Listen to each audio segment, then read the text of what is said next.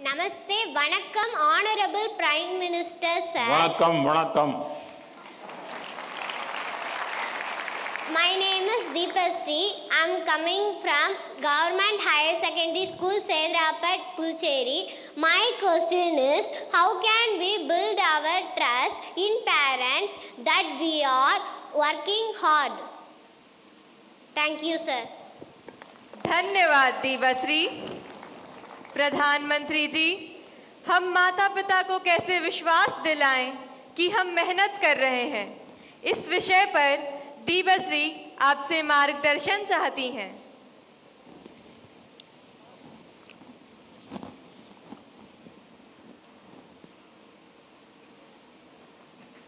आपने सवाल पूछा है, लेकिन सवाल के पीछे दूसरा सवाल है आपके मन में, जो आप पूछ नहीं रही है।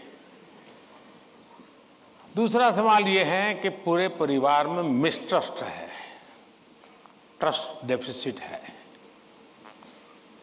और ये यानी आपकी बहुत अच्छी परिस्थिति को आपने पकड़ा है। आपने उसको प्रस्तुत तो ऐसे किया घर में कोई नाराज न हो जाए, लेकिन ये सोचने का विषय है टीचर के लिए भी और पेरेंट्स के लिए भी कि ऐसा क्या कारण है कि हम ट्रस्ट डेफिसिट पारिवारिक जीवन में अनुभव कर रहे हैं। अगर पारिवारिक जीवन में भी हम ट्रस्ट डेफिसिट अनुभव करते हैं तो ये बहुत ही चिंता का विषय है। और ये ट्रस्ट डेफिसिट अचानक नहीं होती है, एक लंबे कालखंड से गुजर करके निकलती है। और इसलिए हर पेरेंट्स को, हर टीचर को, हर स्टूडेंट्स को बहुत ही बारीकी से अपने आचरण को एनालाइज करते रहना चाहिए। आखिरकार माँ बाप मेरी बात पे भरोसा क्यों नहीं करते? कहीं न कहीं तो ऐसी बातें हुई होगी जिसके कारण उनका ये मन बन गया होगा। कभी आपने कहा होगा कि मैं अपनी सहेली को मिलने जा रही हूं, और माँ बाप ने अगर बाद में पता चला कि आप तो उस दिन उसके यहां गई नहीं थी, तो ट्रस्ट डेफिसिट शुरू हो जाते। यार उसने तो कहा था वहां जाऊंगा, लेकिन मान लीजिए वहां गए नहीं, लेकिन आकर के कह दिया कि मैंने तय किया था उनके यहां जाऊंगा, लेकिन रास्ते में मेरा मन बदल गया तो मैं वहां चला गई थी। तो कभी भी ये ट्रस्ट डेफिसिट की स्थिति पैदा नहीं होगी। और एक विद्यार्थी के नाते हमें जरूर ऐसा सोचना चाहिए कि कहीं ऐसा तो नहीं है कि मैंने कहा था मम्मी आप सो जाओ, चिंता मत कीजिए, मैं तो पढ़ लूंगा, और मम्मी चुपके से देखती और मैं सो रहा हूं, तो फिर ट्रस्ट डेफिसिट हो जाएगा। ये तो कह रहा था मैं पढ़ूंगा, लेकिन पढ़ नहीं रहा है, सोया पड़ा है। आप कहते थे कि मां मैं अब एक सप्ताह तक मोबाइल को हाथ नहीं लगाऊंगा, लेकिन चुपके से दिख रहा है मां को करे, तो फिर ट्रस्ट डेफिसिट पैदा हो जाती है। क्या आप जो कहते हैं उसको सचमुच में पालन करते हैं क्या? अगर आप पालन करते हैं तो मैं नहीं मानता हूं कि पेरेंट्स को या टीचर्स को इस प्रकार की ट्रस्ट डेफिसिट की स्थिति पैदा होगी, आपके प्रति अविश्वास का कारण बनेगा। उसी प्रकार से मां बाप को भी सोचना चाहिए। कुछ मां बाप को ऐसी आदत होती है, जैसे मान लीजिए किसी मां ने बहुत बढ़िया खाना बनाया है और बेटा आया है, किसी न किसी कारण से उसका खाने का मन नहीं है, लेकिन बहुत कम खाया, तो मां क्या कहेगी? जरूर कहीं खा करके आए होंगे, जरूर किसी के घर में पेट में भर करके आए होंगे। तो फिर उसको चोट पहुंचती है, फिर वो सच बोलता नहीं है। फिर मां को ठीक रखने के लिए ठीक है चलो अच्छा लगे बुरा लगे मैं जितना मुंह में पोस्ट ऑफिस में डालता हूं डाल दूंगा, ये ट्रस्ट डेफिसिट पैदा हो जाता है। हर घर के अंदर ये अनुभव आता होगा। आपको माताजी ने, पिताजी ने मानो आपको पैसे दिए और आपको कहा 1 महीने का तुम्हारा ये 100 रुपया तुम्हें देते हैं पॉकेट का, और फिर हर तीसरे दिन पूछते हैं वो 100 रुपये का कह दिया।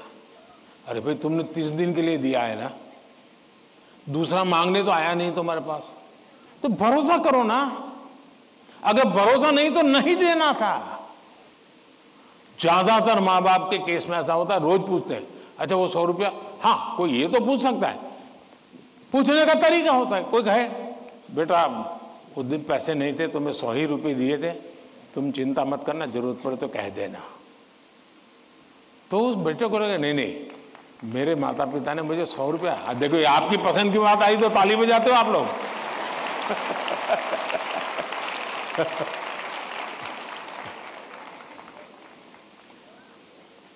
अगर वही सवाल ये पूछते 100 का क्या किया, इसके बजाय ये कहते तो बेटा कहेगा ना मां बिल्कुल नहीं, मेरे पास पैसे हैं, सफिशिएंट है।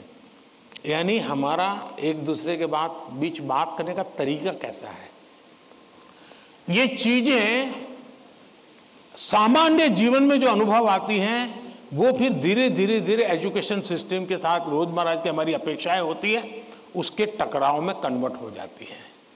फिर कहा मार्क्स क्यों नहीं आए, बस तुम पढ़ते ही होंगे, ध्यान देते ही नहीं होंगे, क्लास में बैठते नहीं होंगे, अपने दोस्तों के साथ गप्पे मारते होंगे, हो सकता है वो पैसे हैं सिनेमा देखने चले गए होंगे, मोबाइल फोन पर रील देखते होंगे।